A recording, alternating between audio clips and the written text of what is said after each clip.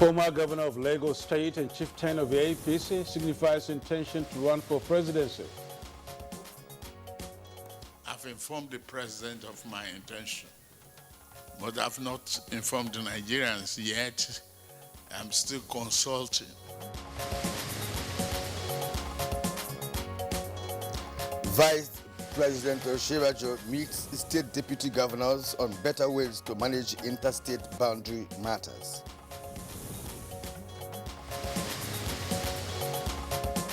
Federal government inaugurates Interministerial Committee for Nigeria's Science, Technology and Innovation Television.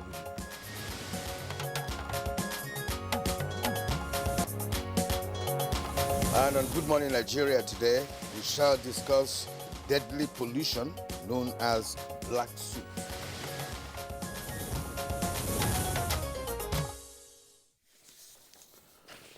Now, people of the Niger Delta region, particularly Port Harcourt, the River State capital, are experiencing deadly pollution known as black soot.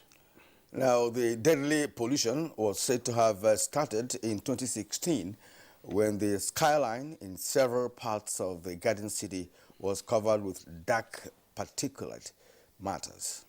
The environmental hazards were said to have subsided for some time, but it has increased in recent months due to spike in some dangerous human activities, Kirian. Yes, and the experts attribute illegal bunkering and gas flaring as the two major causes of the airborne particulate in the region. However, there are other causes of the black soot, and these include asphalt plants, meat roasting with tires, tire burning, fertilizer companies, and setting ablaze of illegal refined petroleum products by security agents and refuse burning. Reports indicate that 14 out of the 23 council areas of Rivers State are engaged in artisanal refining of crude oil, thereby increasing the degree of pollution in that state. Kirian, a technical team set up by Rivers State government, headed by a former commissioner for environment, reports that about 23,000 persons suffered respiratory-related ailments in 5 years as a result of airborne particulates. Perhaps this report, Honorable, made the residents of the Garden City to cry out, over the unwholesome development which they believe is capable of causing serious health hazards to the people if urgent steps are not taken to stop further pollution of the environment. And Kirian, it is possible that the governor Nyesom Wike listened to the cry of the people by taking punitive measures to avert the dangerous environment and help disaster arising from the soot.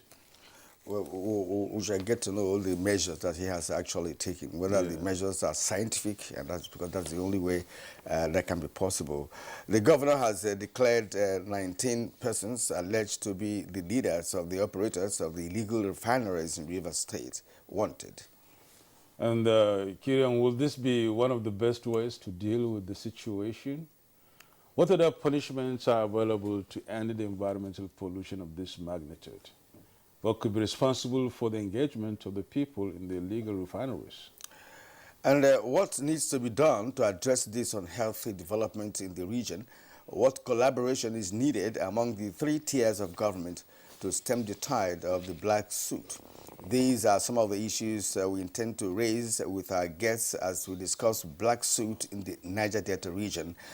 This is Good Morning Nigeria on the network service of the NTA. Now, the second in the week. Of course, this is a new year. I've not seen you since... since 2020, all right. Yes, Happy New Year to you. Happy New Year, welcome. All right. Thank you for joining us on the show today. And I'm Mr. Nadabo Usman, joining my colleague Kirian to welcome you to Good Morning Nigeria. We are reaching you live, as always, on the network service of the Nigerian Television Authority, Africa's largest TV network, the NTA. We should have our complimentary segments in the course of the program. And for now, here is our colleague Musbah Udan Wahab with the morning news. Good morning, Musbah. Very good morning, Yusuf and Kirian. Good to see you again. Let's take the news. Former Governor of Lagos State and Chieftain of the All Progressives Congress APC, Senator Bola Ahmed Tinubu, has formally notified President Muhammadu Buhari of his intention to run for presidential election of a platform of a governing party. Senator Tinubu made his confirmation while speaking to journalists after an audience with the president behind closed doors. This put to rest the speculations about the presidential ambition of a former Lagos State governor. Yes, I've informed the president of my intention, but I've not informed the Nigerians yet. I'm still consulting, and I have no problem consulting, and I've not set a parameter of limitation to the extent of how many people will I consult. Vice President Professor Yemi Osinbajo midwifed a meeting between the 36 state deputy governors and the management of the National Boundary Commission, stressing the need for regular interaction in the management of interstate boundaries. I believe that bold, fair-minded, just and courageous patriotic leadership is required to ensure that border disputes are settled without politicization, without heightening tensions. And very often you find that where politicians play ethnic games or religious games, it merely exacerbates otherwise straightforward issues and may very frequently result in violence and death. On bilateral matters, Nigeria and Greece have signed agreement to support economic development to address existing import-export imbalances. This was at a meeting between Nigeria and the Greek Foreign Affairs ministers.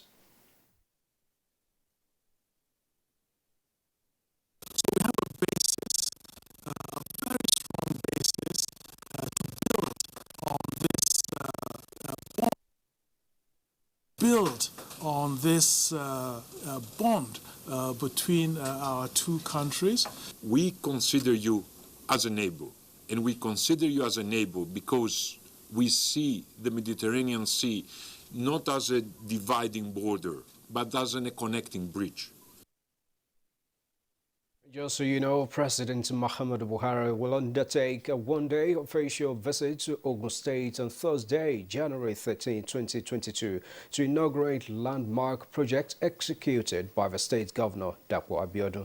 A statement by the special advisor to the President on Media and Publicity, Femi Adesina, stated that President Buhari will inaugurate the 42-kilometer Shagamu Interchange Abeokuta Dual Carriageway, the new Kubakwe housing estate located at the Shagamu-Abeokuta interchange, and the first phase of King's Court Estate, Abeokuta, developed by the Ogun State Property and Investment Corporation. President Buhari will use the opportunity of his state visit to interact with some stakeholders, and he is expected to return to Abuja that same day. Federal government has inaugurated an inter-ministerial committee towards the realization of a Nigeria Science, Technology and Innovation Television.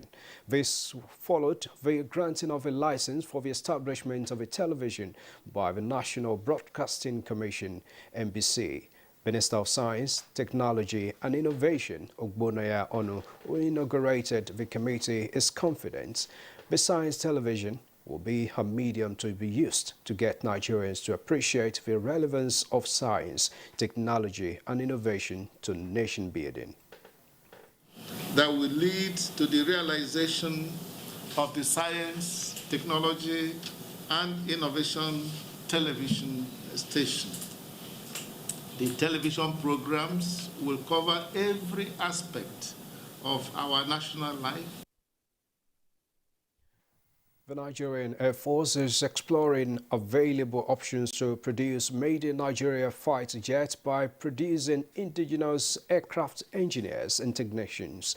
Commandant's Air Force Institute of Training, Air Vice Marshal Muhammadu Aminu service while interacting with air officers and personnel of Institute in Kaduna. We have laid back for too long because we think we don't have any threat. We want to, as much as possible, encourage people to be innovative, to think out of the box, and begin to think of what we can do as a nation. The National Identity Management Commission, NIMC, is reassuring that its servers are fully optimized at the highest international security levels as custodian of the most important national database for Nigeria.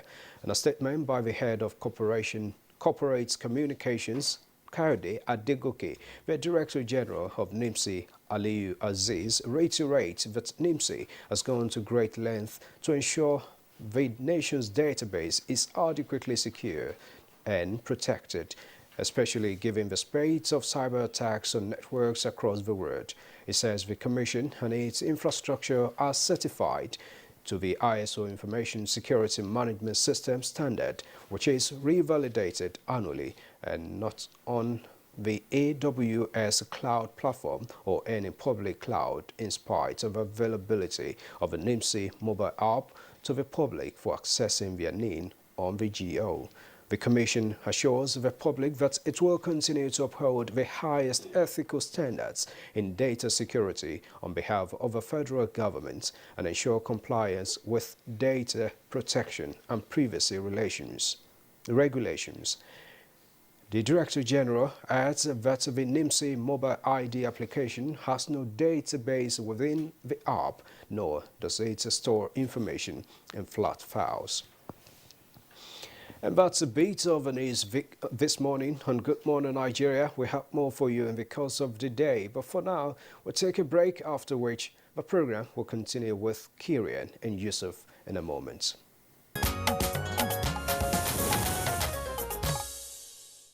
You're watching Good Morning Nigeria. Let's get started with the, business news. Securities and Exchange Commission, SEC, has announced plans to launch a revised version of the 10-year capital market master plan in 2022 to reflect the dynamism of the market and developments in fintech, among others. This is as stockbrokers expressed support for the introduction of regulatory changes on fixed income securities by the regulator. Speaking on the revised master plan, Security and Exchange Commission Director General, in a statement, said as the year 2022 commences, the Commission is confident that the results of the various initiatives implemented will begin to gradually manifest, spurring development in many aspects of the markets. He expressed the hope that as the restrictions of COVID-19 and its variants are eased up, the market will witness renewed confidence, expected to introduce fresh investments from domestic and foreign investors. He said some of the key initiatives to be pursued in 2022 are the repeal of the Investment and Security Act 2007 and passing of the Investment and Security Bill 2021 to align the law with the realities and trends in capital market regulation and practice in Nigeria. Meanwhile, the Minister of Industry, Trade and Investments, Adeniyi Adebayo, on Monday assured manufacturers of government support to enable them get good returns on their investments.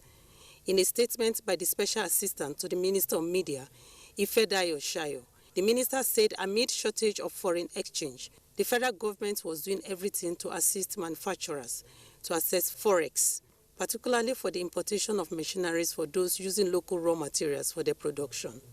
He maintained that the ministry would continue to assist manufacturers to remove any identified bottleneck that could impede the production process, especially with respect to the ease of doing business. With business news, Alika Opanachi, Arua.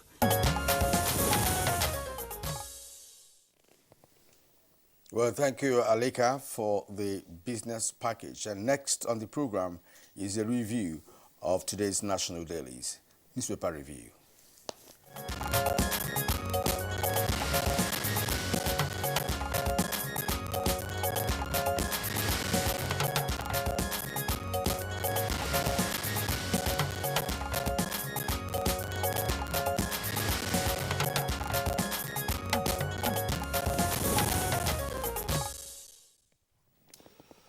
Well, as usual, Bayo is already in the house. You welcome, Bayo.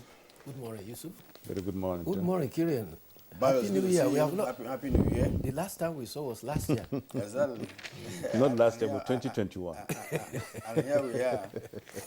All right, now let's start this review with the Nation newspaper.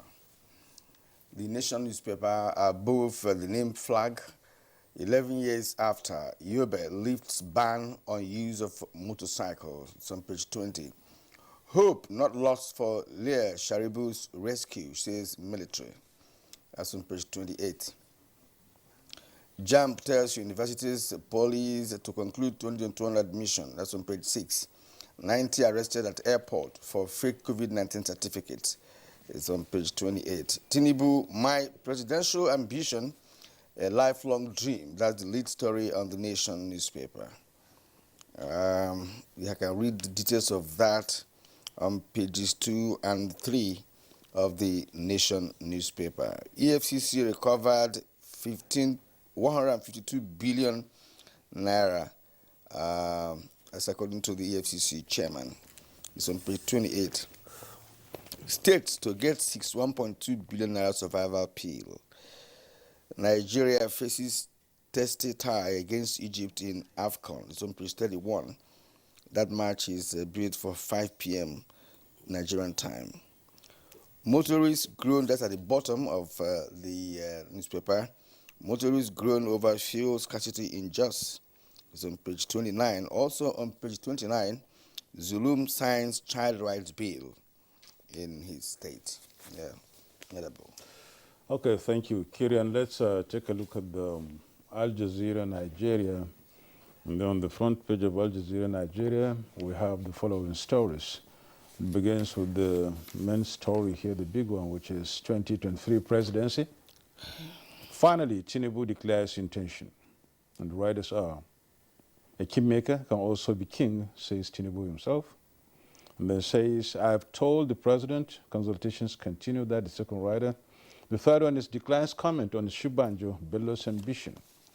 And finally, the last writer there is, I'm not Tinubu's driver, says a senatorial aspirant. Details of all this can be gotten on page 7. Moving down a little, DSS, police seal National Assembly complex over union protest. DSS, police seal National Assembly complex over union protest. Moving down a little, 127 Nigerians killed in South Africa since 2019, says NITCOM. 127 Nigerians killed in South Africa since 2019, according to NITCOM. At the foot of the page, there are 4 stories, one of which is on page 12. It says, UK to celebrate Queen's 70 years reign. And on page 26, Dangote, Lafarge, Boer to subsidize cement price. And on page 26 still, capital importation drops by 1.68 trillion naira, says the Central Bank of Nigeria. And finally, on page 31, why unending killings in Zamfara? That's a big question there. That's a special report. Deba? Thank you, Yusuf. Let's start with the story that is dominating the papers. The national leader of the All Progressive Congress, Asiwaju Bola Ahmed Tinubu, visited President Muhammadu Buhari yesterday and informed him about his intention to contest for the presidency in 2023. He told State House press team that contesting the presidency has been a lifelong ambition, adding that with his antecedents in Lagos, he has the capacity to turn things around in the country. In a related development, a coalition of 57 national youth and student groups also declared in the communique yesterday their support for Vice President Yemi Osinbajo as successor to President Muhammadu Buhari in 2023. The coordinator, Festus Ofume, says that Professor Osinbajo's intellectual accomplishment, empathy for young generation, his understanding of the economy, coupled with being acting president and vice president, can consolidate on the challenges of the last 7 years. And in Lagos, Dr. Obafemi Hamza says that the problem in our nation is not only about that of leadership, but also that of the family that has broken up. The Deputy Governor of Lagos State, who spoke during an inauguration of a central mosque in Lagos Island, stressed there is a lack of personal responsibility in the country. Many people have left their responsibility, and that is having a negative effect on society and the country at large. Dr. Afemi Hamzat called on all citizens, irrespective of their religion, to take personal responsibility seriously and play their roles as effectively as possible. Leadership, he says, starts from the home and the bedrock of our society. Meanwhile, criminality has come on the upswing again, where criminal elements suspected to be members of the Eastern Security Network set 2 vehicles ablaze at Ekolobia and Dilo in Anambra State. They were said to be enforcing a sit-home order of the proscribed separatist group. The occupants of the vehicles had actually set out and were returning to their bases from the Yuletide period they went home for. They set out very early in the morning, but the criminals ordered all the occupants of the vehicle to disembark, and they set the 2 vehicles ablaze. Spokesman for the Anambra Police Command says that the Commissioner of Police has ordered reinforcement patrol at Onitsha, Newi, Ihiala, Aguta, and Oka. Also, the blueprint reports that there was helter-skelter running of persons and sporadic shooting that was heard around Gariki Market in Enugu. Traders quickly had to shut shop, running away as marksmen set some vehicles ablaze in the name of forcing sit-home order. Still talking about criminality, the Economic and Financial Crimes Commission, EFCC, has given a list of its recoveries between January and December 2021. Among the sums they recovered are 152 billion naira, $386 million, 1.182 million pounds sterling, and 156,246 euro, as well as 1.725 million Saudi riyals. The agency also recovered digital currencies totaling in Bitcoin as well as Ethereum. The FCC in 2021 says that it recovered 2,220 convictions across commands in the nation. So the FCC have been up and doing. The National Universities Commission, NUC, says universities should be excluded from the federal government circular on employment due to shortage of lecturers. The Deputy Executive Secretary Administration, National University Commission,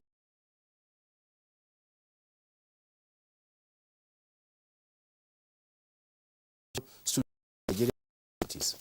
The bulletin indicates that there are 200 universities in Nigeria. 48 of them belong to the federal government, 54 to state government, and 99 are privately owned.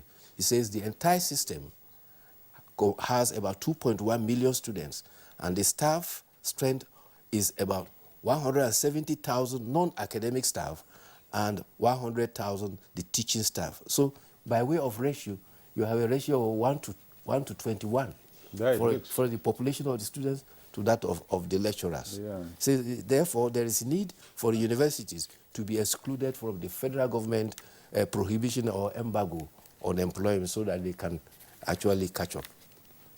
But really, Bayo, when you look at these statistics, it's a little bit startling, and then it becomes a source of concern, given the way the educational system is being run in this country, and looking at how ASU have been trying to, push forward to the front burner issues in the universities and how this should be tackled. Yeah, it shows that there are even more non-academic staff than the academic staff. It's 170,000 non-academic staff. Of course, this includes all those who help to work in the laboratories and the research support and all the other personnel in the administration. But there's no gainsaying the facts. That is why most often than not you have lecturers visiting lecturers at universities to fill in the void of the shortages. And the Super Eagles are wait a supposed minute. to take on... Even when you look at the ratio, looking at the private universities and the public-owned universities, the ratio is going to be higher in the public-owned university than in the private-owned university, because they seem to be a little bit you know, getting to standards than the ones in the private, the public institutions. The standards in the federal universities and to a larger extent the state universities are very, very stringent and very, and the NUC enforces them. But with the private universities, many of them actually depend on lecturers they pinch from the federal and state universities. Okay, There's been a dearth of lecturers, particularly. So, commensurably, if you look at the proportion of the university today, lecturers available in the academic environment, it is low. And don't also forget that the National Universities Commission came up with a standard that said that only persons with PhD, a doctorate degree, are qualified to be lecturers in the universities. This is part of the problem. That's part of the problem, you know, because everybody must not back PhD to be a lecturer. You know, anybody with a master's degree in his discipline can lecture. These are the, you know, some of the, I don't want to call it the laws or some of the, there are other countries of this world. You know, it's not just Nigeria, you know. There are other countries of this world where people lecture. You must not back PhD. I'm not saying it's not important to have PhD to lecture anyways, you know. But in this circumstance, for instance, is it better to lack lecturers as it is at the moment? Because if you lack lecturers, that will impact negatively on the students that you churn out on a yearly basis. In our days, they were what we would refer to as graduate assistants. Exactly. Just fresh graduates from university. Who are intelligent, people with 2-1, people with first class. And I have the little experience abroad where you have a lecturer who has only a first degree, but he has spent all his life in the university system, and he lectures in the university in the United Kingdom and abroad. Eddie, our Super Eagles are due to take on the I know you are itching to bring up that story. Yes, it's today. Super Eagles, no shaking. In fact, my advice to them is that take the Pharaohs to the Red Sea and they will see their Waterloo. Anyway, yesterday, the Lions of Morocco beat Ghana, right? Ghana 1-0. And one interesting match there was also Senegal that struggled with Zimbabwe. It was 9-minute extra time penalty, for which Senegal eventually was able to win. And one of the debutants, Comoros. Yes, Comoros also played. Pulled his weight and eventually lost 1-0. Well, Bayo, time is not our friend at this moment. We'd like to thank you for your analysis. We hope to see you again tomorrow for more on Newspaper Review. Thank you for coming. Thank you. Have a great day. And you are watching Good Morning Nigeria, broadcast live on the network service of the NTA. We'll take a short break now. When we return, we shall be dealing with what is referred to as black suit in the Niger Delta region. Do stay with us.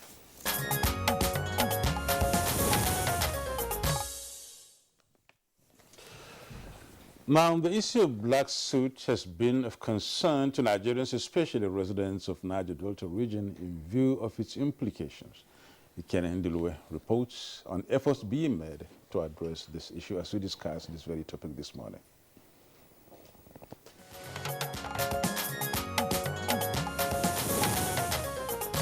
The city of Port Harcourt, capital of Rivers State, is popularly known as the Garden City because of its green and open spaces with well-planned layouts and clean air.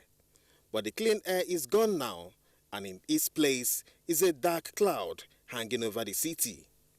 This dark and hazy cloud, known as black soot, is a clear case of air pollution that has been of constant threat to residents of the city in the past few years. It has indeed become a clear and present danger, such that one cannot walk the streets of Port Harcourt without one's clothes and body being covered in black soot. The environmental challenge arising from this cannot be overemphasized. Aside from common effects of air pollution, which include irritation to the eyes, nose and throat, black soot has been associated with infections such as asthma, pneumonia, coronary heart diseases, and other respiratory illnesses. And this hazardous soot that slowly took over the once fresh air of the Garden City has been linked to human activities.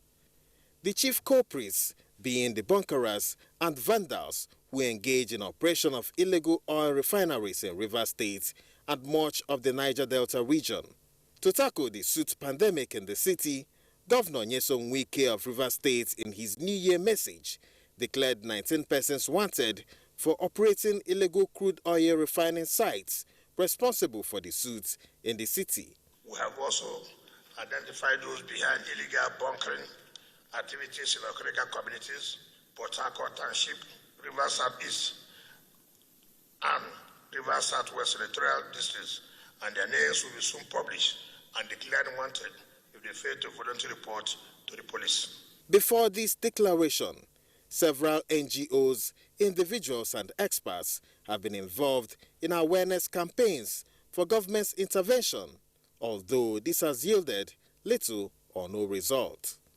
On this edition of Good Morning Nigeria, experts will be speaking on the impacts of the black suit and the way forward.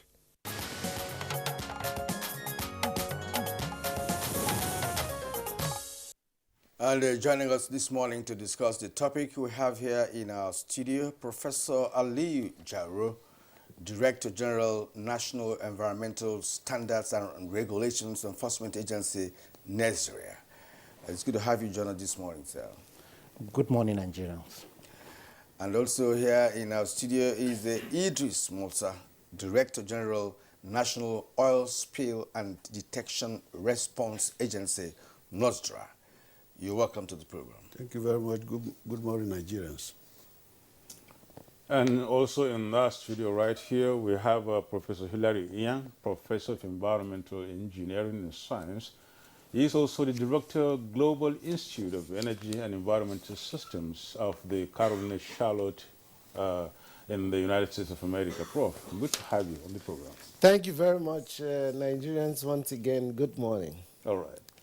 Well, gentlemen, it's good to have you join us once again, and we are dealing with an environmental hazard, something that one could say is new in the Nigerian environment, and it will be important for Nigerians to, first of all, understand what this means and what it is all about. And let's go to Professor Ali Jaro, who's the DG of National Environmental Standards and Regulations Enforcement Agency, Nigeria. So, what is black suit, and what is it all about? Black soot is a substance which is produced as a result of incomplete combustion of carbon. So this soot can be found even in our households where we use sources of fuels. For those that use domestic firewood, it's due to the incomplete combustion, it will generate the black soot. So given the point of discussion of the Port Harcourt soot, so this soot is generated as a result of incomplete combustion of fossil fuel, specifically the crude oil, and also we have other things like the roasting of meat that is specifically for more. So it generates this black soot. So it's as a result of incomplete combustion, and this black soot constitutes carbon and other environmental pollutants emanating from the source of this soot. Professor Hilario, black soot. Black soot, as my good colleague has just explained, is a result of incomplete combustion, as he's just explained. But I'll go into just slight more detail so that you can profess some solutions. That's why we came to you. Yes, thank you. Hydrocarbons, as you know them, the petroleum, is made up of carbon and primarily carbon and hydrogen. So when you have some combustion of it, as you would have in regular refineries that are well designed. Complete combustion. Complete combustion. Right. That will let the carbon burn to form carbon dioxide. That's what is supposed to happen. Okay. And then the hydrogen combines with oxygen in air to form water. Okay. But that's complete combustion in a well-designed refinery. In one of these refineries that ramshackle refineries in the Niger Delta, what happens is that the carbon is not completely burnt. All right. So what results are some flakes of carbon that coagulate and then get into the air.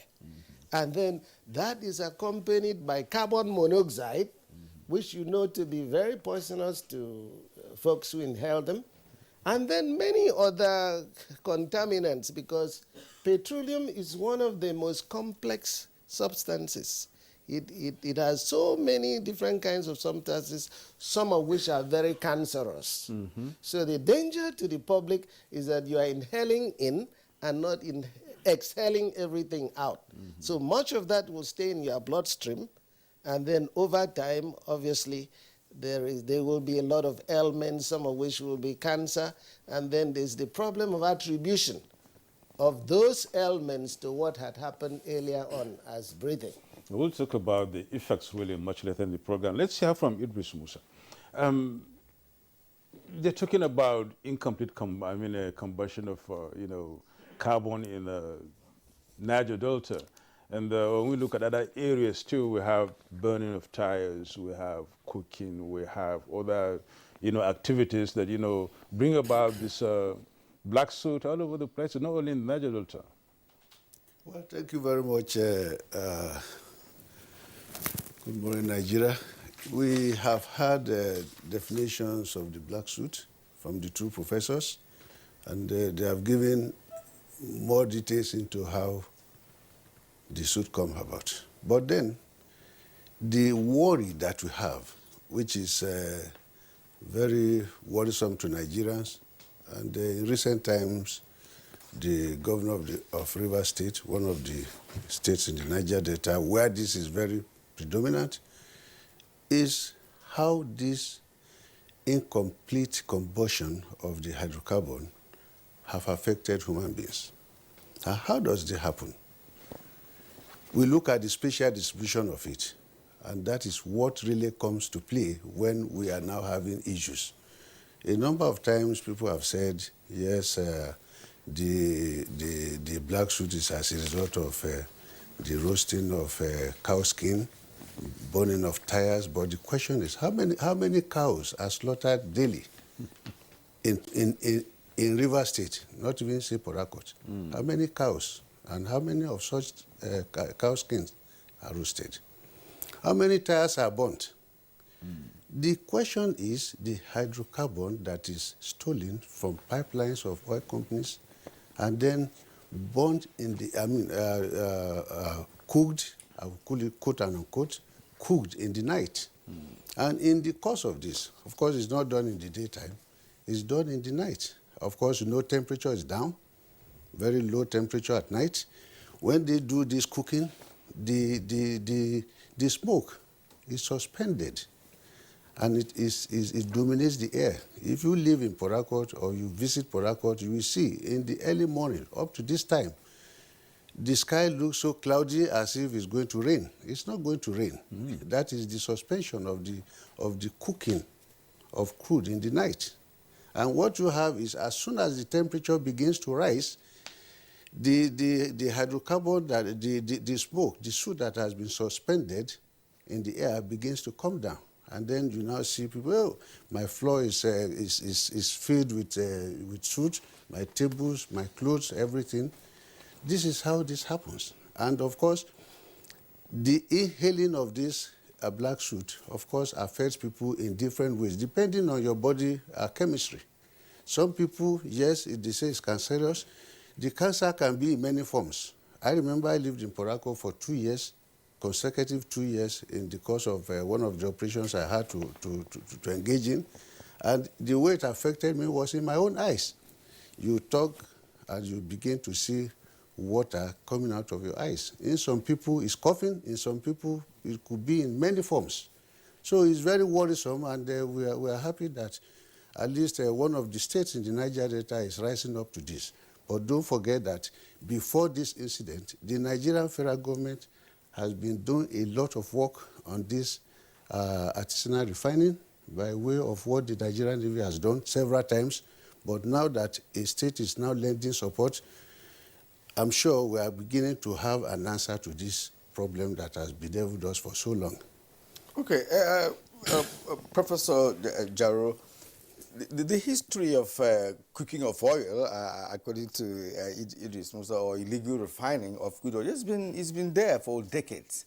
Why is it now that the Niger Delta region is beginning to experience this suit? Is it as a result of accumulation of this, or what? You know, because we have not heard about this suit in recent times, but of course we've always lived with illegal refining of crude oil in that part of the country. Well, I think the reason why it is more prevalent now, a lot of youth there have engaged in this illegal refining. Even before 2016, there were cases of black suits, but it's not very, very obvious. So, but in December 2016, residents of Port Harcourt, the work of one day, and the whole city was covered in black soot. And this one, the incidents continue to get accumulated, and the air quality became so much impacted. There was a time the air quality of Port Harcourt was ranked as the poorest in the world, even worse than that of Beijing, China, and even that of Delhi. So it has been there for a very long time, and a lot of youth now are going into this issue of illegal refining. And as I've mentioned, there are also other sources, even though the DG of Nostra mentioned that they are not so much. For instance, the roasting of meat. We also have some asphalt plants. Also, they burn asphalt, the impact on the environment, and other industries around. So all this contribute one way or the other. But as we have mentioned, the major culprits are those bunkers and operators of these illegal refineries. Well, thank you so much, Professor Jawro. Professor Hilary Iyang, you were in the Niger Delta recently, and then you must have really, seen these things we're talking about. Idris Musa said at a point in time, you just woke up in the morning, you feel as if it's going to rain, but it's not going to rain because it's not cloud anyway. The black soot covering the horizon anyway. And then Professor Jawro said at a point in time, Port Harcourt had the lowest air, quality in the world, even less than that of China, Beijing, China, which is more of a much more industrialized, city than Port Harcourt. Now, out of your experience and the recent visit and what you've seen, how too bad is the situation to such an extent that the state government has now come in and started slamming down some measures, putting in force some task force and a lot of other measures? How too bad is it? Yes. Well, the scale has to be looked at regional level. Mm-hmm. And quite frankly, it is not just the problem of soot, it's a problem also of gas flaring. There is that combination of gas flaring and soot effects. I mentioned earlier on that the soot is a product of incomplete combustion, but there is some combustion also from flaring that produces sulfur dioxide and also produces carbon dioxide. Anybody who has done basic chemistry knows that if you combine sulfur dioxide with water, as the fumes will go up during flaring, what results is sulfuric acid. If you combine carbon dioxide with water, as is the case when that gas goes up, what you have is carbonic acid. So they come back onto the Niger Delta and some parts of Equatorial Guinea as acid rain. This is why if you look at the zinc of roofs of houses from Benin all the way to Port Harcourt, you see that they are corroded and they tend to be black. That is because of acid rain. And it's not limited to that. It also affects vegetation. because you don't wash your vegetables before you take them to the market. When you have those agriculturalists do that, farmers, and even if you did, hydrocarbons are mostly insoluble in water, so they won't wash off. So you asked me what is the extent of this. Yes, you have the respiratory problems of people inhaling and then not exhaling everything. You, as you sit in this room, will inhale whatever is in here at the rate of 1.5 cubic meters per minute. So supposing you have a high concentration of this soot in it, it's an easy thing to calculate how much of these particulates will be retained within your lungs over that period, the intake.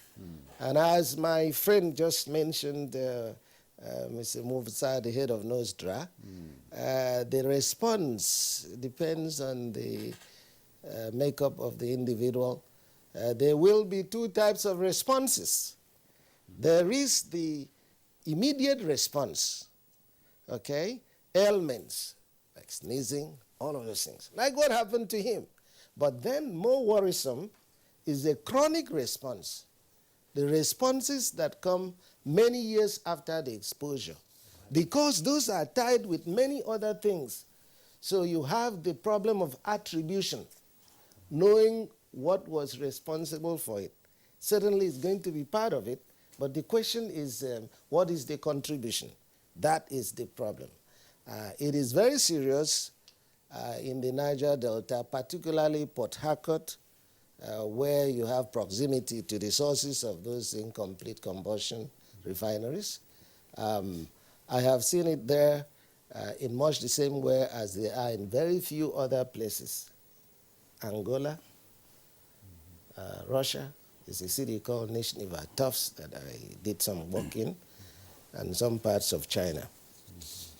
All right, let's return to Idris Musa. From the conversation so far, we've come to terms with the causative factors responsible for the black soot. But gas flaring is one aspect, that I'd like you to talk about here, because according to Professor Hilary Iang, that's also a contributory factor, because it produces sulfur dioxide, according to him, which may result to carbon dioxide and what have you. And gas flaring has been almost as old as oil and gas industry in Nigeria. In terms of response, which of course is also under your portfolio, what should be the immediate response at this moment? Because of course the black soot has gotten to a stage where concerns are being raised. What can be done in the first instance, as a part of a first bit of response to what is happening in Niger Delta this time around? Thank you very much. Issue of gas flaring is as old as the oil, is as old as oil production in Nigeria, as a matter of fact. And over time, there had been a number of policy guidelines put out there to check gas flaring by oil industry operators. And I recall at a point in time, the oil industry operators promised to stop gas flaring by year 2008. This is year 2022. We are still talking about gas flaring. Something happened somewhere. And I think with the new rejig that we have, the oil companies will now be in a position to address and face squarely their gas flare down program, which along the line was jettisoned. And of course, the Federal Minister of Environment, under the leadership of our minister, is taking a very good look at this. Starting from this year, this first quarter, the oil companies will have to be presenting what they have done in terms of flaring down program, as well as in aggregate what Nigeria's nationally determined contribution to these gas flare issues and global warming is going to be, because we have to keep track of this, our own contribution in a way. And of course, the major part of it is this gas flare thing, and of course, the Federal Ministry of Environment focusing on this aspect, in line with what we have in our own agency, the gas flare tracker, which we have developed for some time. We'll be able to meet the oil companies and then challenge whatever gas flare down they have. We'll look at our own figure and compare with what they have. And then with this, we'll be able to monitor them more closely. So this is one of the areas that the federal government is really, actually placing a lot of premium to reduce the gas flare in line with what we have pledged among the other Committee of Nations. And, but yeah, I mean, from what you have said, it does appear that not much effort, have been put in place, to checkmate this issue of gas flaring. Because what you have just said, is indicative of the fact that moves had been made in the past. You said, by 2008, it was expected that should be reduced, if not drastically, if drastically reduced, if not stopped in the first instance. But these oil companies operate in Nigeria for several years. Does it mean that there's nothing that Nigeria can do to channel the gas that's being flared to gas production? Because we are known to be more of a gas nation than even a fuel nation. And today, of course, we know the cost of gas, in Nigeria. So why flare it? Why has it lasted so long? Okay, let me give you a solution to that. Actually, when we talk of gas flaring and the gas flare down program that I mentioned to you, when you flare down gas, it's not as if you are just going to drop it. You are going to utilize the gas. And under gas utilization, there are processes that you have to pass through. One, you can flare down and then utilize the gas by way of having the natural gas, which we can export. We have liquefied petroleum gas, and we can also utilize part of the gas to generate power. All these programs require a lot of investment. And of course, you will see that in the last few months, the federal government has really come up with programs on gas utilization. You had the Minister of State for Petroleum sometime in the past mention things relating to having to increase our volume of production in terms of liquefied petroleum gas. You also have possibility of having compressed natural gas, which you can utilize in some of our vehicles, instead of having to depend on the PMS, petroleum premium motor spirit. We can also have compressed natural gas used as alternative to what we have as PMS. And all of this put together will be a lot of program in terms of utilization of the gas that we flare. And this one requires a lot of investment. And of course, efforts are being made to attract investment into this compressed natural gas, liquefied petroleum gas, and also the natural gas that we have in our capacity to export. So these are some of the areas that we have to focus on. So the ability is now to get the investors to invest in this particular aspect, and it takes a lot of funding to do so. Well, thank you so much. Idris Musa, Director General, National Oil Spill and Detection Response Agency. Professor Hillary, you are a professor of environmental engineering and science, and of course, given the explanation he just made about gas flaring, we are not the only country producing oil. That's undoubtedly a fact. And of course, even in Africa, you have Angola, Mozambique, and some other countries out there. And they are not, sort of out of this problem. Yes. Something could be said of other countries outside Africa, Middle East, Russia, and the rest of them.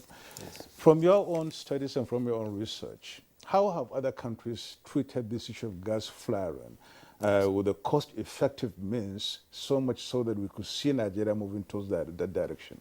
Yes. The difference is that, oil was discovered in Nigeria, Aloivre, 1958. thereabouts. And at that time, technological developments in the area of gas flaring technology were still at infancy. So these other African countries that have found oil more recently, Libya, as you've mentioned, those other ones, in configuring their technologies for oil and gas exploitation, they built in technologies for gas, stopping gas flaring, for gas utilization. Nigeria didn't have that advantage in the early stages, yes, in the early stages. But unfortunately, much should have been done earlier than now. Let's get that as a fact. It does require a lot of investment. In Nigeria, the gas infrastructure, gas utilization infrastructure, there's got to be pipelines from the Niger Delta up north, right, for gas distribution. There's got to be a lot of technology. The public sector alone cannot do it, as my brother has just mentioned. So there's got to be doubling of invitations to, in fact, at the continental basis. The African Development Bank, the World Bank, and there are programs these days that support energy technologies that are sustainable. There should be no excuse at all to continue to flare gas at the level that Nigeria does. Okay. At some point, I think 2 years ago, when I checked, Nigeria was the second only to Russia. In gas flaring. In gas flaring. So the risk is that as you get the Nigerian population to keep increasing and many more people moving towards the coast, because that's the global trend, the exposure of individuals in terms of the number as a fraction of the national population will continue to increase, resulting in heavier health risk burden to the country.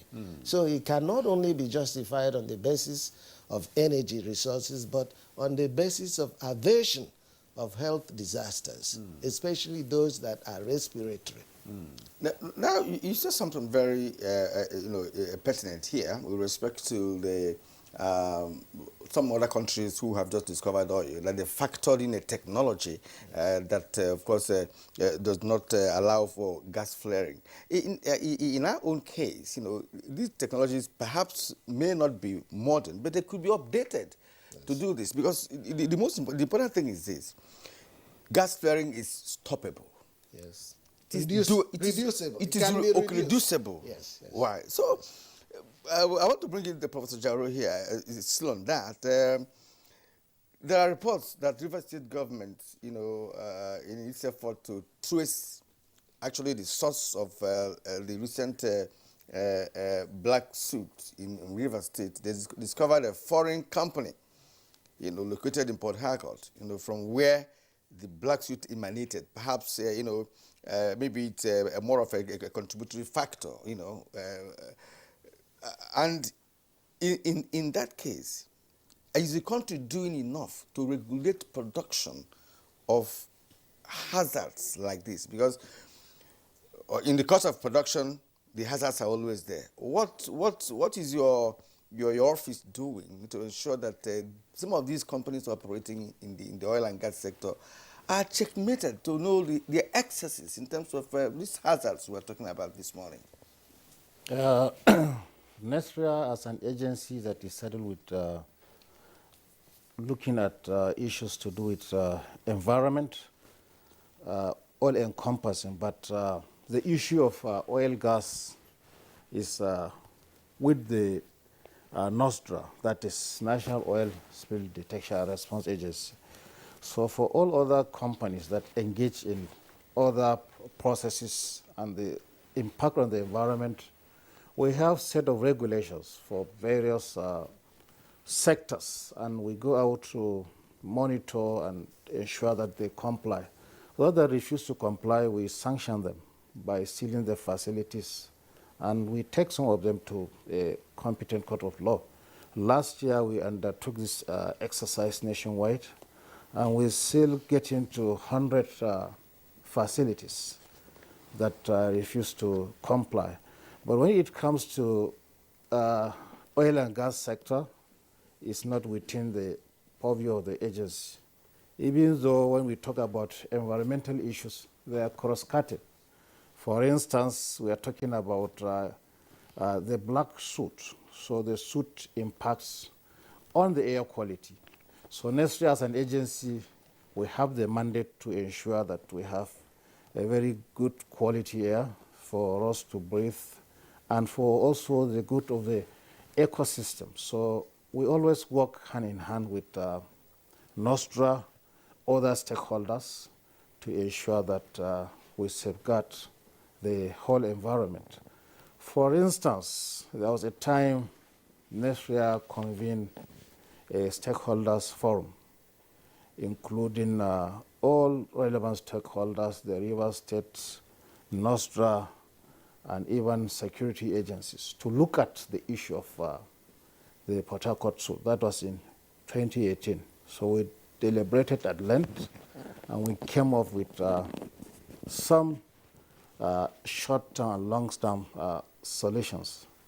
So the difficulty is implementation. So we need... Before we go into the implementation, what are these solutions then you came up with, short and long term? One of the major solutions is to go on compliance, monitoring, and enforcement.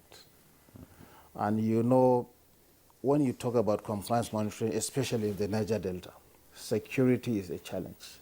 Most of these illegal refineries, they operate in the creeks, where it's very difficult for an agency like NOSTRA and NESRIA to just access. So we need to have a strong collaboration with the security agencies, specifically the military. And secondly, we have to look at the way we destroy some of these illegal refineries. Most of the times, they will just go, the security agencies, they will set the place in fire. So when you do that, you are compounding the problem.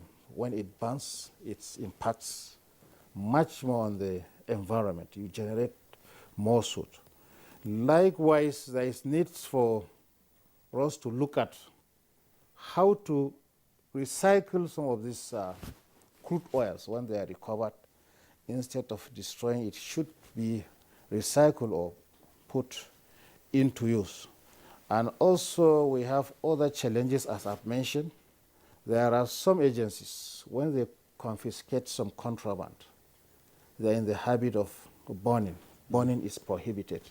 When you burn, you add up to the problem. So these are some of the short-term measures. Some of the long-term measures include collaboration with all relevant stakeholders to discuss and find the way out. There is issue of also the modular refineries, that some of these illegal refineries, they should come together and be licensed, even though some of these things may not cover the issue of this black soot, because I don't believe the illegal refineries, the modular refineries, will have the requisite technology to refine the oil to the level that it will reduce the impact of the environment. Because one of the major problems of the illegal refineries, as mentioned by Dr. Musa, that they cook the crude oil. So when it is cooked, it's not properly refined. If you go to a normal refinery, you see different sections where all the impurities can be reduced to a various minimum before you get the different fractions, you get the PMS, you get the kerosene, and even the remaining waste so-called product is put into use. That is what we use in making rods, that is the tar and other things. But I don't think if we have some of these modular refineries, they will have most of these sections, but still it's better than cooking, just ordinary cooking of the oil.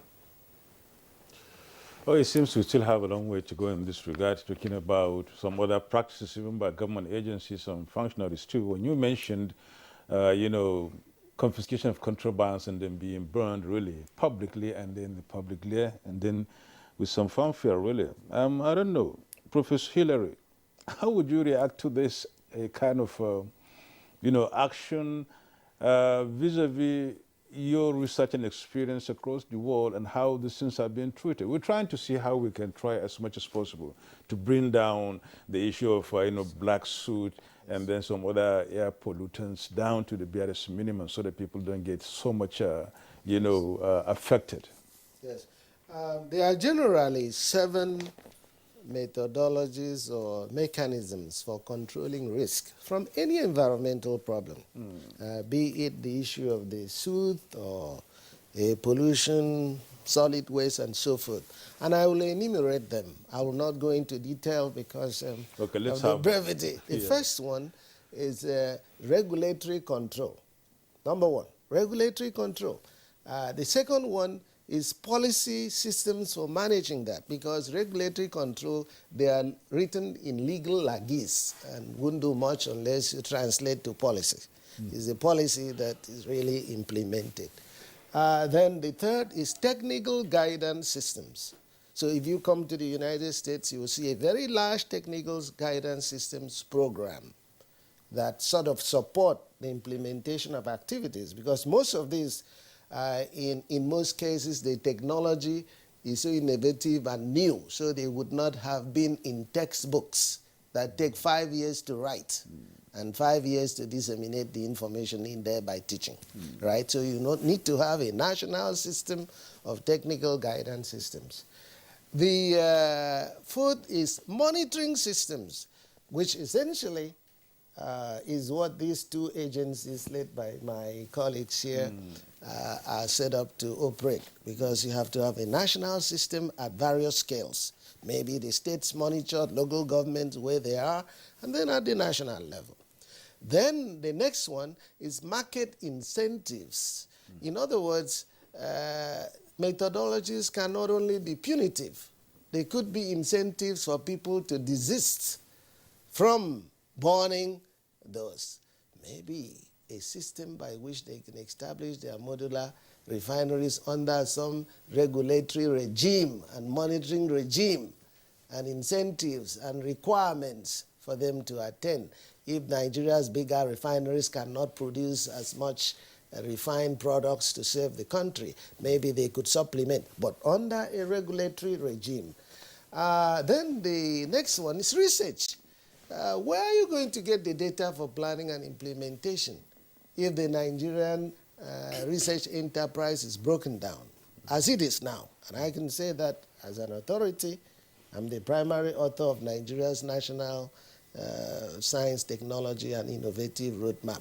Okay. So I know the system very well. So you've got to have that. You talk about how we are going to stop those people from burning. Do we know the directions where the wind blows from to bring those things onto populated places? Have we done the national mapping? Do we have a biennial Nigerian national environmental monitoring system that would immediately provide opportunities for identification of risk factors and where they are, which villages are threatened, which sections of Port Harcourt are threatened? So that's it. And then the other one, the final one, of course, is enforcement. Right. Any country that does the 7 has a complete system for risk management in the environmental arena, and that applies at larger scales as it does to the Port Harcourt situation with the suit. When you talk about the enforcement here, that could be the bane of the problem, especially in this country. How would you assess, our enforcement capacities, especially in trying to curtail these malpractices, if I may use the word? People have to be taken to court, but the realization is that legal processes tend to be long. And in a country like Nigeria, with the caseload being so high, you have to have special courts, environmental courts. You are doing that with traffic courts. I see people being stopped and then judgment is delivered within a few minutes for their violations. It may not be so feasible in the environmental arena, but something could approach that. Maybe there needs to be a natural resource stroke environmental court where cases are adjudicated very quickly. So, and because there are many, and because of the risk factors, the expediency of it. So that needs to be done. The director of NESRA has mentioned something very critical. Because a lot of these refineries, these unauthorized ones, are associated with criminality. So it would be unwise to get a regular agency to go and police them in the Niger Delta. There's got to be security arrangements. Because you can add on to that kidnapping and all these other things. Right, so the regime for enforcement under these circumstances is a little different. You have legal processes, and you have to have expediency in the court management system that is devoted to this, and then you got to have security in the enforcement and apprehension processes to go to those sites and possibly destroy them, and then get the people to pay for their crimes. These are environmental crimes, basically. Well, I think that from our conversation this morning, it's very clear, that what may have exacerbated, the spread of the black soot is that of the activities of illegal mining, illegal refining. And from what you've just said, Prof, that Nigeria's big refineries perhaps do not refine sufficient, fuel to go around in the country. And these elements, who are involved in illegal refining are also trying to fill the gap, and making money out of it, But I want to ask Idris Musa, Director General of National Oil Spill and Detection Response Agency, this question with respect to what can be done presently. Now, the black suit is there. Is there any methodology that could be deployed to see how what is already in circulation could be reduced, whether it is scientific or whatever means, that a human being can use to see how it can perhaps reduce the level of, the environmental pollution that is being presently experienced in Rivers State? Well, thank you very much again. I'll come into that. But again, let me just say, if you want to solve a problem, you must know the source of the problem. If you don't stop the source, whatever you do will just be a wasting of time. And the problem has been identified, or the major part of the problem has been identified, which is illegal refining. What can be done to stop it? You cannot go to the air and then remove the soot that is already gathered there.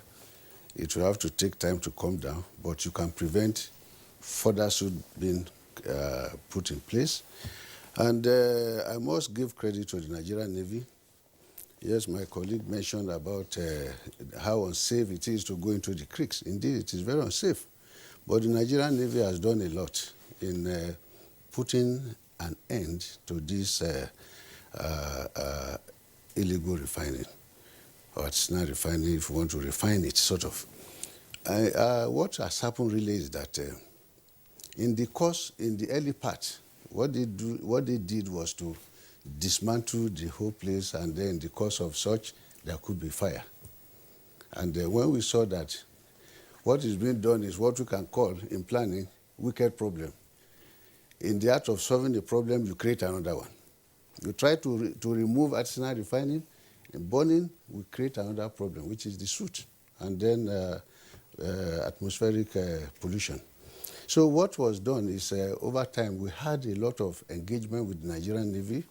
There is a committee, a standing committee, for that matter, that comprises a number of agencies, including the NUPRC, NESTRA ourselves, and a lot of others, regulatory agencies and security operatives. Now what we have is to put in place what we call harmonized standard operating procedure in going into this, in attacking this arsenal refining, when you get there, when you disengage them, what do we do with whatever we meet on ground? So there are identified operators who can take the recovered crude as well as the recovered automotive gas oil that they produce in the course of cooking, and then process and then forward. Of course, again, in liaison with the Office of the Attorney General and Minister of Justice, there is a further collaboration in what to do with all those seized products and so on and so forth. So there are efforts being put in place in terms of that. But again, what do we do next? There is another committee which is under the purview of the Senior Special Assistant to the President on Niger Delta Affairs, Senator Itainan. We have had engagement with some of these people who engage in this arsenal refining in the past. And then there was even a stakeholder summit sometime last year in Sheraton Hotel, whereby they came to the people, some of them were brought in to discuss what is the way forward, how do we solve this problem. Again, we need to solve the problem because you dismantle here, they go somewhere else to set up, you dismantle, they go somewhere. But let's put a stop to it. Yes, agree that we need a lot of petroleum products in Nigeria, AGO, DPK, PMS, yes, but what contribution can these people make to it? If we gather them and refine them, or what we call in the other climb, de-radicalize them. Let them see reason. You can do this. We have had issues of modular refinery being put in place. But again, I can tell you, in the course of having this interaction with the Office of the Senior Special Assistant to the President of Nigeria Delta Affairs, there have been some of these government agencies, for instance, NOSDRA, Naseni, Ahmadu Bello University, Federal University of Petroleum Research in Efrum, put heads together.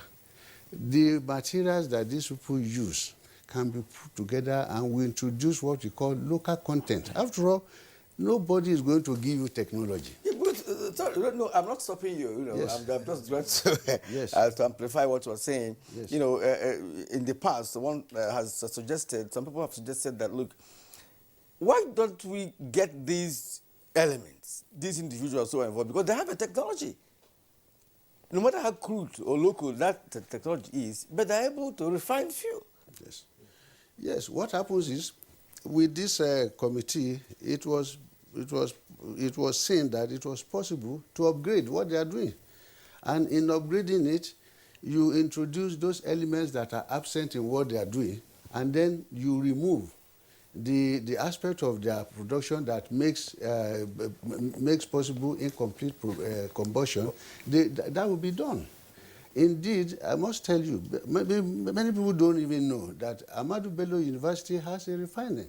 Ahmadu Bello University. And then, of course, if you put these people together who have the knowledge, why do we have NASENI, National Agency for Science and Engineering in Nigeria? It's set up for a purpose. We have Ahmadu Bello University, we have Federal University of Petroleum Research, we have other agencies, we have PRODA. All these people put together, who says they cannot produce a mini refinery? It's not rocket science any longer, so they can. And if we have this, yes, in any program you can have what we call carrot and stick. For those who do not comply, who do not abide by what is set out as a target, you whip them. Those who are ready, you put them in place. And if we have this, whatever the gap is in the import of petroleum products that we make, they can fill in the gap. But that is not in the way they do it. Right now, they steal oil, they pollute our environment, they deprive government from revenue, and also give more problem to the Nigerian government by way of finding environmental solutions like remediation. But if we engage them in some other ways and we are able to do this, driving this technology that we are talking about, we will now make gain They will no longer steal the oil. They will pay for it in whatever claim, whether through international pricing or whatever subsidy may be given to them. Then you now have what is negative now will become positive. So it is something that is workable. And there are attempts towards doing that. If you just say every boy or every boy you have in the house is a bad boy, who is going to be the good boy? The bad boy in the house, try to see how you can reform him and make him productive. So I think that's one area that we need to look at. And this is being done now because Federal Ministry of Environment is focusing on this. We have been running after them for quite some time, and we have not got anything. So the ministry now says, okay, the SSA come up with a program. He has come to the ministry. He has made his presentation, and we have seen that there is an inroad into this and then stopping this arsenal refining, one, stopping pollution, so that we can have a holistic solution to whatever problem those we call illegal or artisanal refiners will now become normal refiners and not illegal refiners. I think that's what we need to do. All right. It seems, from what indications, we are not running short of solutions here. No. There are so many things you can do in order to get, this black soot thing and some other illegal practices in the Niger Delta, harnessed for the betterment of the economy and for the betterment of Nigerians really. We'll now take a break, and when we come back, we'll dig deep into the health hazards, see the efforts of Rivers State government in trying to tackle this black soot issue, and then talk more about the abundance of solutions we have and how to really put them into practice. You're watching Good Morning Nigeria.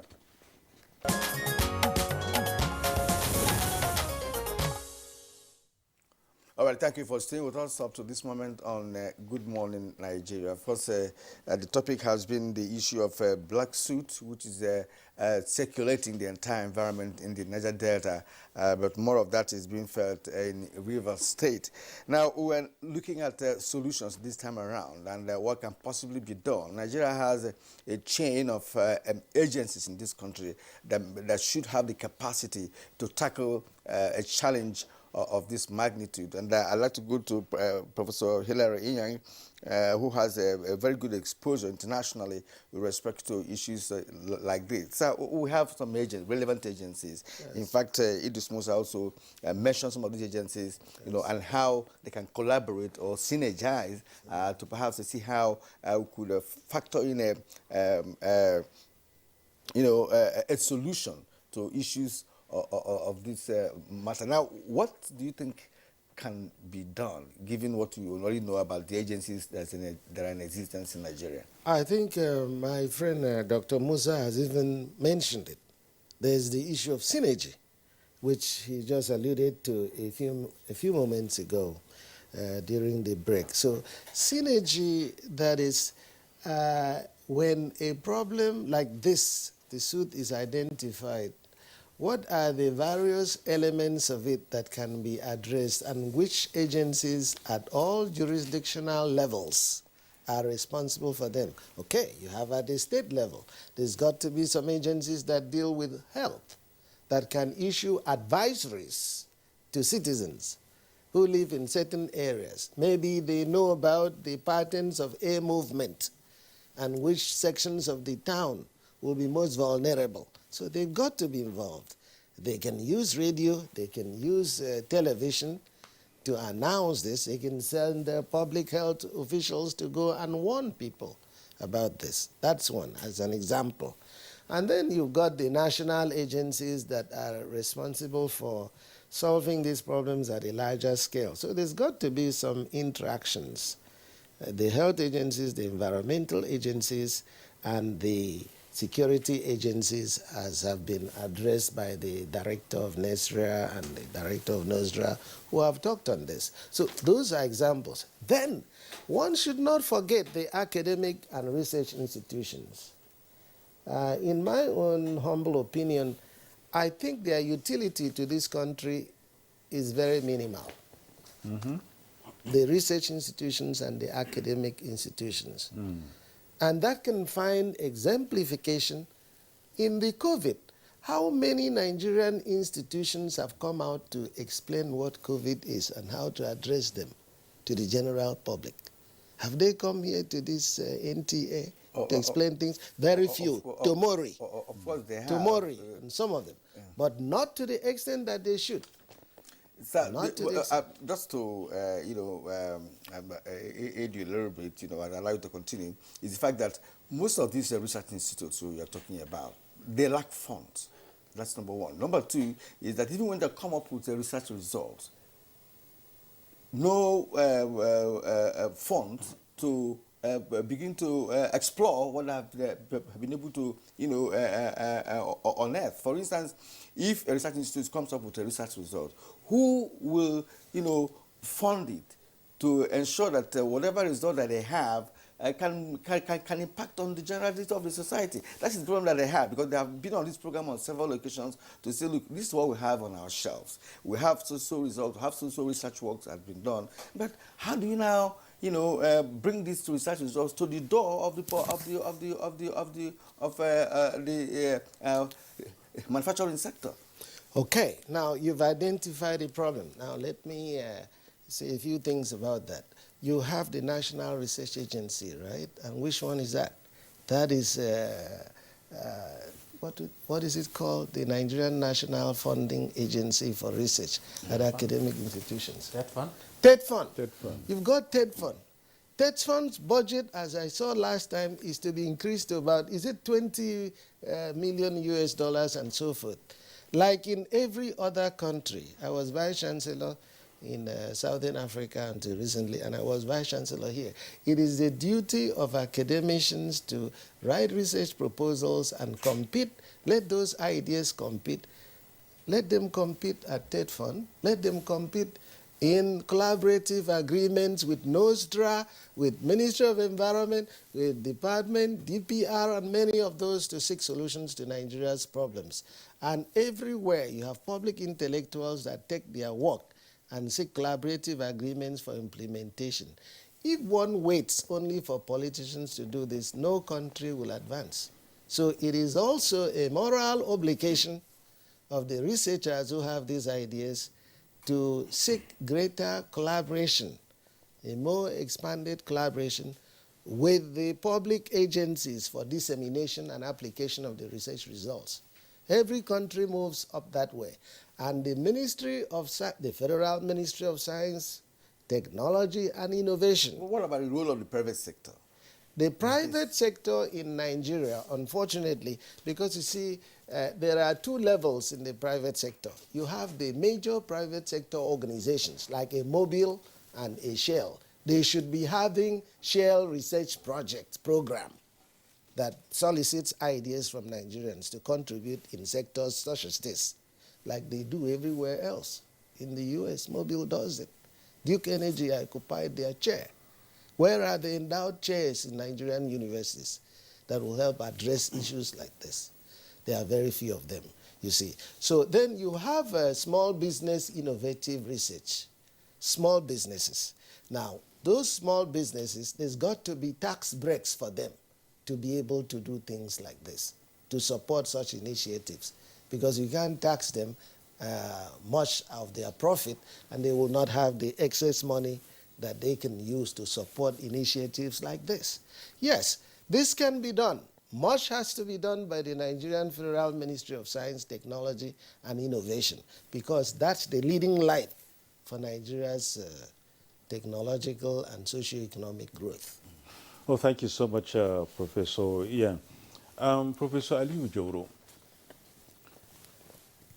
the issue here is still finding solutions to this problem.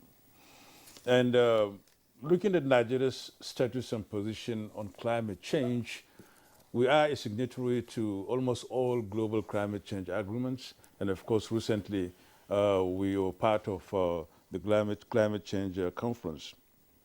And that's zero emission, 0% emission of, gas has been there on the table, and countries have signed to that. We're still talking about black soot today, which is a major contributor to these climate change issues. In your own opinion, do you see us really implementing these agreements, against the background of the fact that what is happening in River State specifically and the Niger Delta generally is, in a way of taking us back or away from meeting our targets as a country? Yes, as you have said, we have discussed the sources of this pollution, especially the Niger Delta, the soot. Dr. Idris Musa mentioned that for you to tackle a problem, the first thing you do is to identify the cause of the problem. So we all know this source of this problem, so it's not difficult for us to tackle it. We just need to synergize, as we have agreed. Prof mentioned also the need for this synergy. So when we come together and we tackle these issues, we stop these illegal refineries, and we offer solutions to most of these youths by bringing them together to offer them the opportunity of coming up with a modular refinery, as mentioned. So we are going to reduce this issue of soot. So this soot, whenever is formed, the process, as we have mentioned, is the burning of this fossil fuel. So when it is burned, the pollutants contained in it are many, because crude oil contains millions of compounds. One of the major pollutants in the soot include the heavy metals. Especially we have lead, we have cadmium. Most of them are carcinogens. And apart from that, we also have some aromatic hydrocarbons which are known to be carcinogens. So apart from that, we also have emission of the carbon dioxide, which is the major culprit. We have emission of ozone, which is also a greenhouse gas. So for us to meet off with our commitment for the cutting down of this emission in order to reduce the temperature, there is need for us to ensure that we stop all these illegal activities. And one of the major contributors which Nigeria is committed to attacking and solving is the gas flaring. Dr. Musa mentioned that. So during the COP26 in Glasgow, one of the major solutions Nigeria thinks it will adopt in order to cut down its emission is reducing this gas flaring. And Nigeria is committed to that. So I think it's something that can be done. All right. Thank you, Prof. Well, we have just been joined by Professor Vincent Welly. We've been trying to get him connected via Zoom all this while. Professor Vincent Welly is a professor of climate science and from the Department of Geography and Environmental Management, University of Port Harcourt. We have indeed gone deep into this conversation, but we are still very glad to have connected you successfully via Zoom. Good morning and welcome to the program. Thank you very much. In fact, I've been wondering if I'll be part of this program. Well, you are now part of it. I wouldn't know whether you were listening to other guests, all that while, because they have touched on very vital, points concerning what is happening in River State. And you are right there in River State. Let us know what the situation is like and what you think, could be the causative factors and how we can battle with the challenge. Yeah, thank you very much. The situation here is a very serious one. On Saturday, we had black rainfall. Rain fell on Saturday and the water was black. So that black substance, of course, mixing with water forms a weak carbonic acid that is capable of causing to corroding metal surfaces and affecting our farmlands and also polluting the surface waters because that is acid rain, that we'll be hearing about. And throughout this season, throughout the wet season, the dry season, of course, we have had several rains. In fact, as I speak to you, we do not understand which one is wet season and dry season anymore. because the soot that is being emitted to the atmosphere, some person prefer to call it black soot, but soot is soot because it's already black. So permit me to use soot, in this discussion. So, so this soot that is emitted to the atmosphere, we have discussed this in several fora.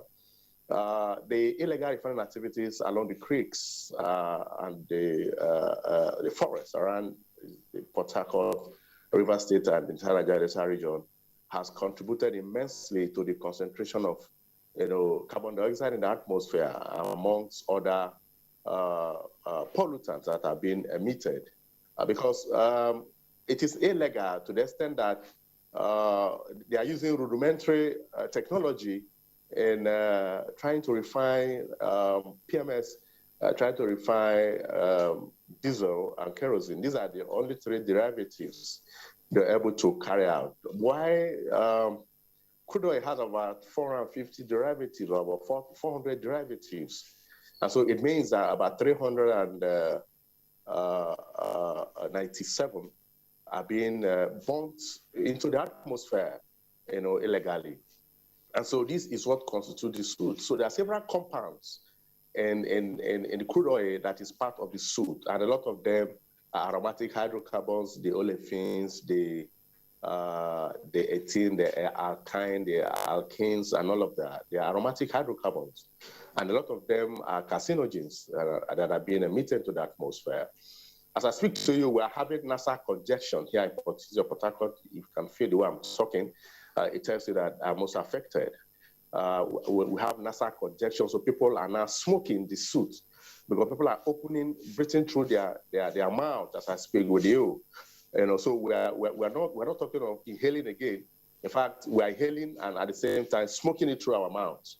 And it's a very serious incident we have here, because all these are compromising our lungs and all of that. I have said in several fora that the adults are highly vulnerable, and the children are highly vulnerable because their systems are very weak, to be able to withstand all of this.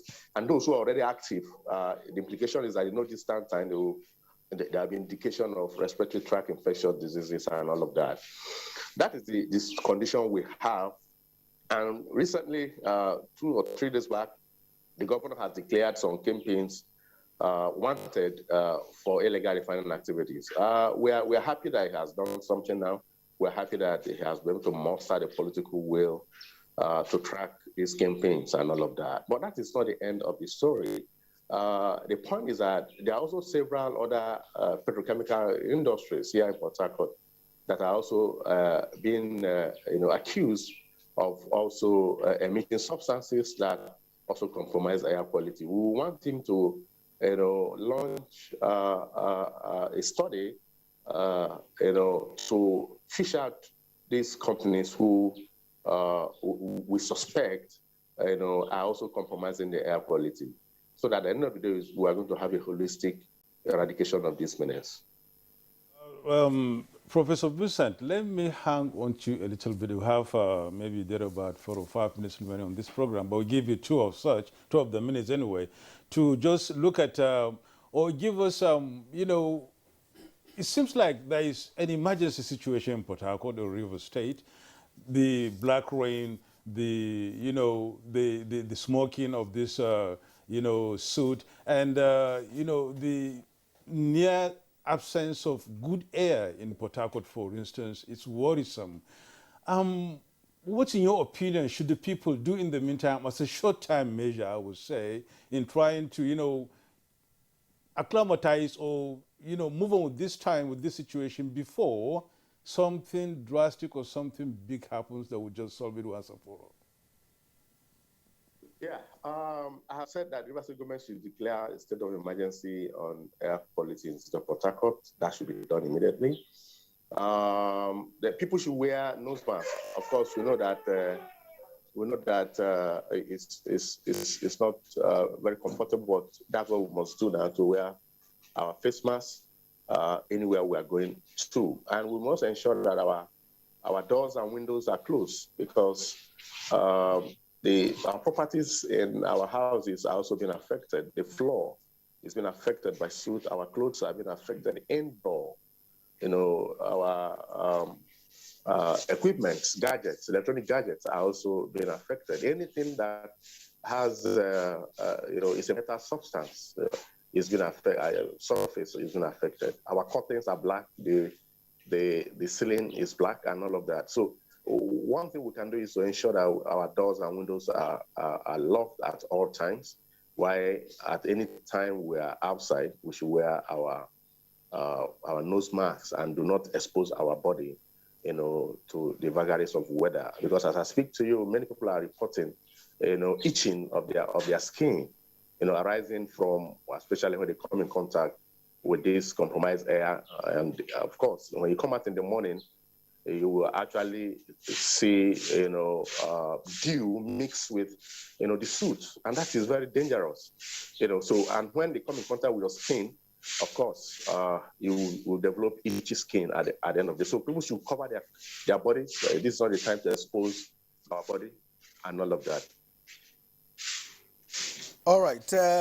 Thank you very much indeed for keeping us up to date with the situation in Port Harcourt. I just hope that the government could have a way of sensitizing the people for them to know what to do to stay safe. Right? He talked about face mask or something. Perhaps there could be more measures to do. Idris Musa, finally. What is your final thought on this matter?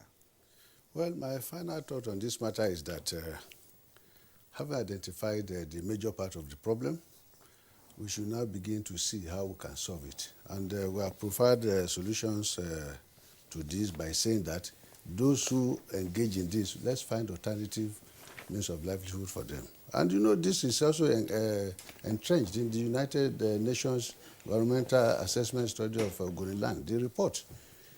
It identified these artisanal refiners, and it did say provide alternative source of livelihood for this group of people. And of course, if that's for those from that side are taken care of, other areas will also be taken care of in a way.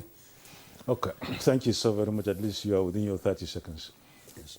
We thank you so much, Idris Musa, Director General, National Oil Spill and Detection Response Agency. It's a pleasure. Thank you very much. Professor Ali Ujero, Director General, National Environmental Standards and Regulations Enforcement Agency, we thank you so much for being part of Good Morning Nigeria today.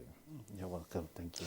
Professor Hilary Yang, Professor of Environmental Engineering and then Science.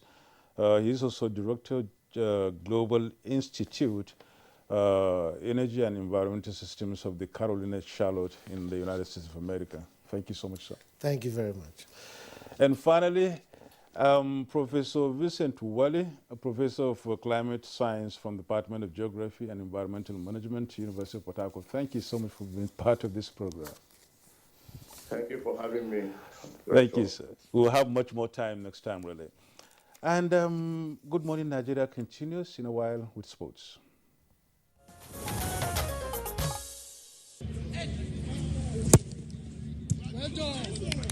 Nigeria Super Eagles and the Pharaohs of Egypt will face off today at 5 p.m. as both sides aim to begin their 2021 Africa Cup of Nations on a positive note.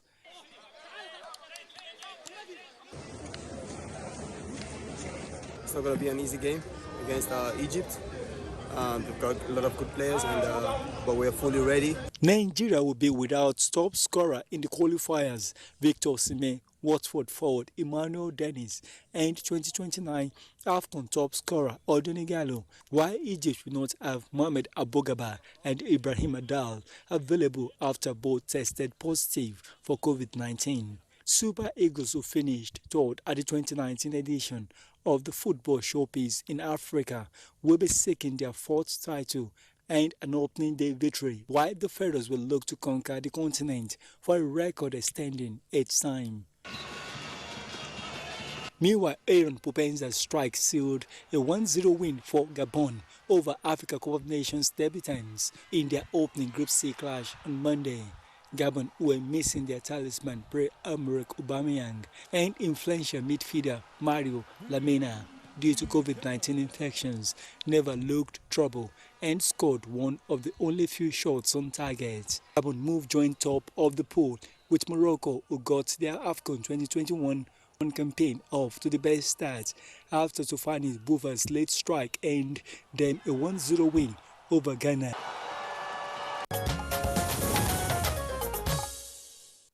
Well, that's a Good Morning Nigeria for today. We thank you for watching. Hope to see you again tomorrow when we bring you a fresh edition of the morning show. My name is Kirian Umayo. Do have a great day. And of course, I'm Yusuf Nadabo. Usman Kirian. Nigeria is playing the Pharaohs today. The Eagles and the Pharaohs are locking horns later in the day. At 5 p.m. I mean, Nigerians are scared of the Pharaohs of Egypt because of Salah. There shouldn't be, at least we're expecting a win from that match because that's going to be our first match for the game this very season. We don't lose that match. If you lose that match, it's going to be a very serious match. Well, do have a great day. Good Morning Nigeria continues tomorrow. See you then.